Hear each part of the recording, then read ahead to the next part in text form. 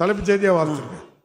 ராணிப்பேட்டை மாவட்டம் ராணிப்பேட்டை வருவாய் கோட்டாட்சியர் அலுவலகம், விருதுநகர் மாவட்டம் சிவகாசி வருவாய் கோட்டாட்சியர் அலுவலகம், கோயம்புத்தூர் மாவட்டம் பொள்ளாச்சி வருவாய் கோட்டாட்சியர் அலுவலகம், ஈரோடு மாவட்டம் பவானி வருவாய் வட்டாட்சியர் அலுவலகம் ஆகிய 4 பாரம்பரிய கட்டிடங்கள் அதை பராமரித்து புதிதாக சீரமைப்பதற்காக 11 கோடி ரூபாய் ஒதுக்கப்பட்டிருக்கிறது.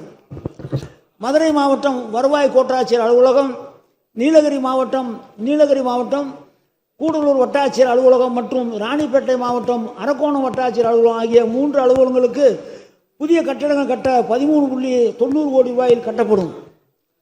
தஞ்சாவூர் மாவட்டம் திருவோணம் வருவாய் வட்டம், கள்ளக்குறிச்சி மாவட்டம் வானகரம் வருவாய் வட்டம் மற்றும் திருவாரூர் மாவட்டம் முத்துப்பேட்டை வருவாய் வட்டம் ஆகிய 3 வருவாய் வட்டங்களுக்கும் புதிய வட்டாட்சியர் அலுவலகம் கட்ட 15 கோடியிலே கட்டித்தரப்படும். 22 மாவட்டங்களுக்கு புதிய வருவாய் ஆய்வாளர் அலுவலகங்கள் கூடிய குடியிருப்பு கட்டிடங்கள் 9.45 கோடியில் கட்டித்தரப்படும்.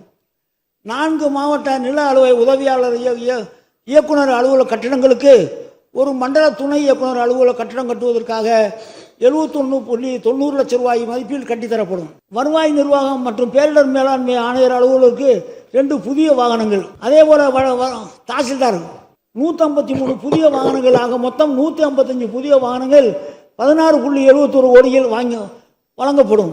வட்ட அளவில் வருவாய்த்துறை நிர்வாகத்தை வலுப்படுத்தி பொதுமக்களுக்கு வருவாய்த்துறையின் சேவைகள் விரைவாக வழங்கும் பொருட்டு 26 துணை வட்டாட்சியர் பணிகள் உண்டாக்கப்படும். அதே போல பொதுமக்களுக்கு வருவாய்த்துறையின் சேவைகளை விரைவாக வழங்கும் பொருட்டு செங்கல்பட்டு, சேலம், கோயம்புத்தூர், மதுரை, திருச்சிராப்பள்ளி, திருநெல்வேலி, திண்டுக்கல் மற்றும் திருவண்ணாமலை ஆகிய 8 மாவட்டங்களில் மொத்தம் 25 புதிய வருவாய் கிராமங்கள் உண்டாக்கப்படும். 17 மாவட்டங்களில் மாநகராட்சி மற்றும் நகராட்சி பகுதியில் அதிகரித்துள்ள மக்கள் தொகையை கருத்தில் கொண்டு 17 மாவட்டங்களில் 50 புதிய வருவாய் குறு வட்டங்கள் உருவாக்கப்படும். மிச்சம் நீங்கள் படிச்சுக்க, நிறைய படிக்க வேணாம்னு படிச்சுக்கலாம்.